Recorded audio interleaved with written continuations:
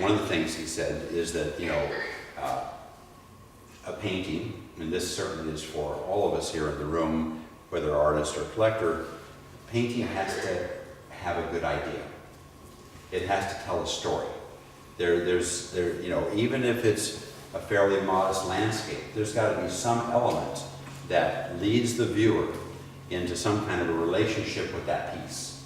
And so whether you're looking at this, and because of our lack of technical know-how here and equipment, this is the only piece that I'll show, although maybe later we'll get Kevin to cycle through. So this is a painting by Christopher Blossom, artist friend of mine from Connecticut. This actually, a lot of the pieces that I have of him are pretty small. This piece is actually 26 by 36, kind of an unusual size. It's 26 high and 36 wide, so it's a great piece. And he is known for his coastal and maritime works, and it tells that story.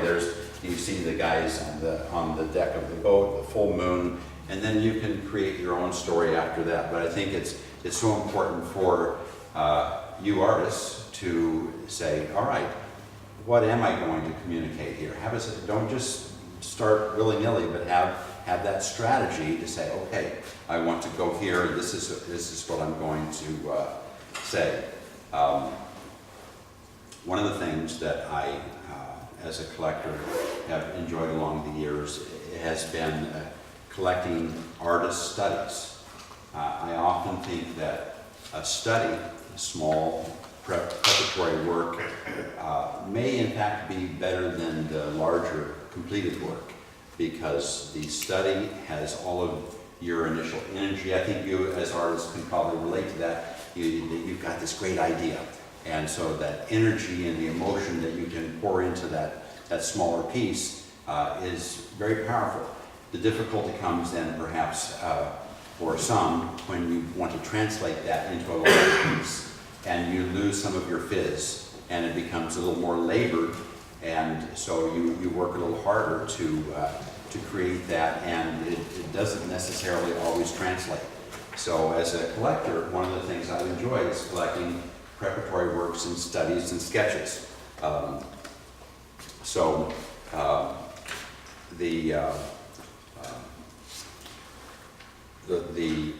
The thing that I think of often when I talk to artists is to have your own voice. It's probably a cliche, a term that you've heard many times, but there's a real danger for artists, and it's a strategy that you need to know consciously and employ and enjoy, is that you may study with a well-known painter, you may study with Kevin, other accomplished art professionals, but if in the end you are reproducing works that look like they are things that came off of their easel, then you have missed out on the opportunity to express yourself the way you should. So I don't think that that's necessarily an easy thing to do, but I think it's an absolute thing that you must do. You need to enjoy who you are.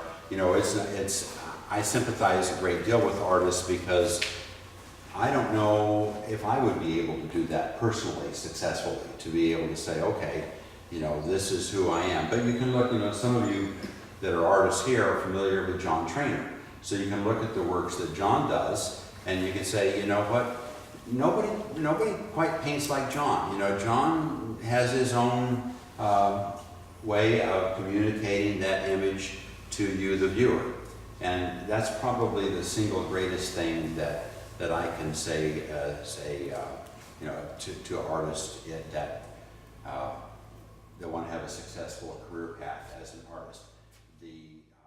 What is a suggestion for an artist who's obviously at a very high level? What should she do to get to these collectors, to get invited to these shows? Right. No, thank you. I wanted to go there, and you opened that door wide. That's great. So I think that someone in her category of capability, I think that it would be good if she could make contact with collectors that I have artists, you know, all the time that ask me for recommendations about galleries. It was interesting, recently I was in Santa Fe, and a major artist that's in American Masters was also in Santa Fe.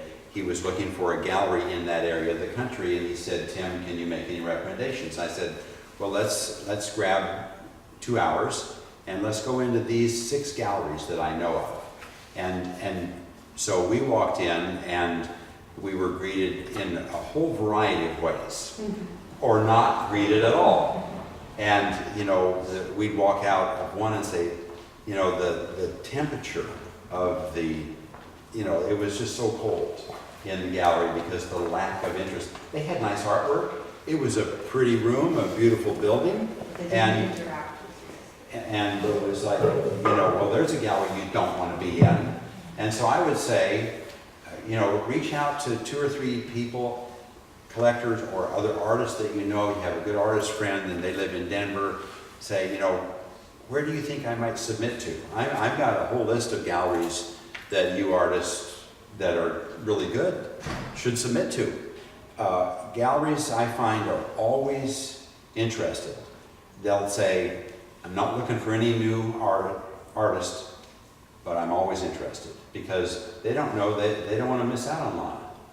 And when they realize how good she is, they'll say, "Oh, wow, I'm so glad." You know, I know really a few thousand artists, but then all of a sudden, the next thing, here's this new artist. Like, holy cow! I met a guy in Santa Fe 3 weeks ago that I think is Leonardo da Vinci. And I invited him to be in American Masters on the spot. And I never, ever, ever, ever, ever, ever do that. But he gives me goosebumps right now just thinking about it. And he did everything. He had drawings, beautiful drawings like I'd never seen before. You know, sculpture, paintings, wood carvings. I mean, he was a major guy. But you know, you just can't know everybody. The wonderful thing about the art community and the art world is that at every corner there's one more, you know, maybe master that I've never heard of. But I only know this many people in an art world this big. So it's great fun. Can I quickly say to that, it's another reason to be involved at Salmagundi, because these are literally the conversations over dinner. Yes. This type of thing, you know, with Tim and different things, is just a few hundred artists just conversing. That's this the way. point. There are so many artists that don't even know. I always hear them say, you know, "How do you reach those people? How do you get?" We could never get in those shows. How do you do it? You have to get to know the right people. You have to mingle with them. They'll get to see your work. No, maybe they're not going to purchase it right away, but if it stands out in their mind, I guess that's the question. I have so many people Well, you know, ask all the time, how do you get collected? I don't have a you clue. knock on 30 doors, and if one of them opens, that can make all the difference. But it's you know, unfortunately, you got to be a salesperson. And some people are really great at that, and some people are really awful at that. And so if you're really awful at that, then partner with someone. You know, just like I would say to, you know, collectors to have a mentor.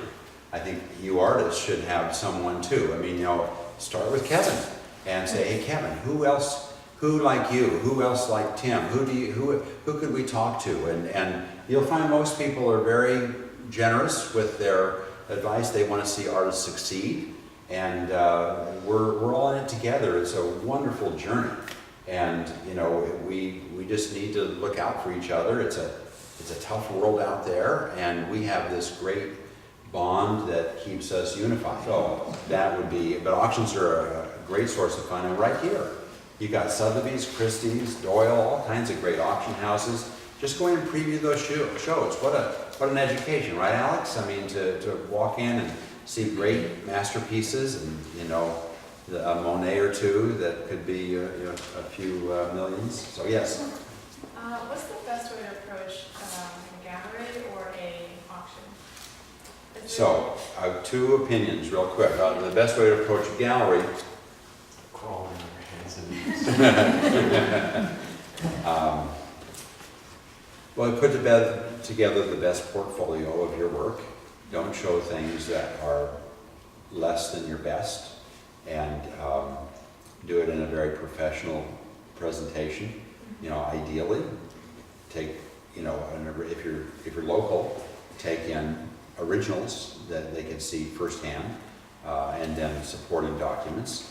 A referral would be ideal if you have another artist in the same gallery, or a collector friend that knows that gallery owner and has given them money, done business with them. That's always a attention getter.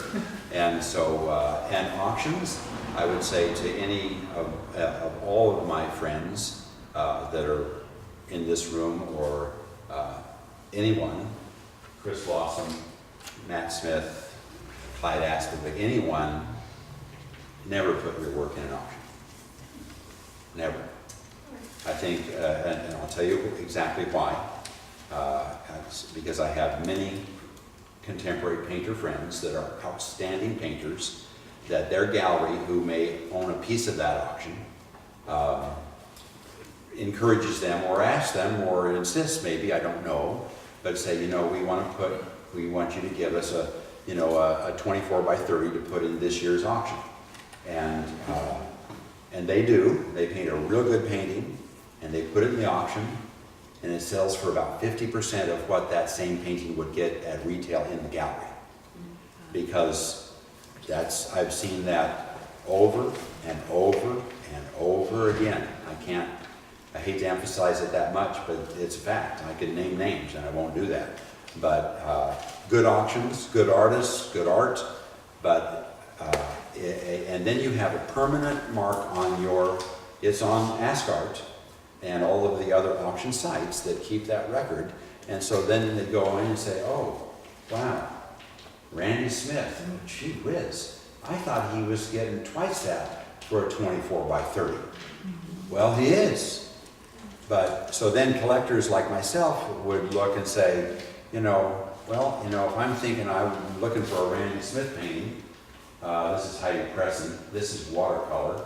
Bought that in Jackson, Wyoming at the Arts for the Parks about 2004. Just a maybe a masterpiece. And it's a big painting. It's almost that big. And watercolor. Heidi doesn't do watercolor anymore. She does oil. She's a fabulous person. She's a fabulous oil painter. She's a better watercolorist. Don't tell her I said that. Well, I've told her. But, so that's the story about auctions. Sorry, I got a little agitated, but it annoys me, and I advise my friends, no, don't do that unless you've got a buyer in the auction, or you're going to buy it back yourself at some kind of minimum that's in your mind, because that can be a black mark on your price record, and collectors don't want to see that. They want to see, a steady appreciation.